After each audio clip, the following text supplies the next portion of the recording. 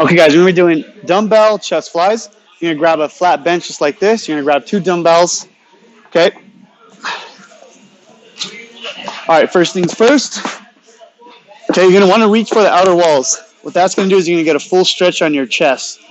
So think about reaching towards the walls. You get a full stretch. Okay, you're really opening that chest up.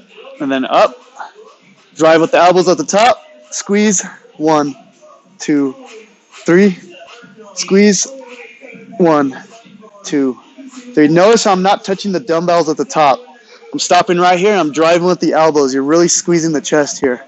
1, 2, 3. Up. Okay, reach for the outer walls on the way down. 1, 2, 3. Up. I'm really concentrating on the way down. 1, 2, 3. Up. These are dumbbell chest flies.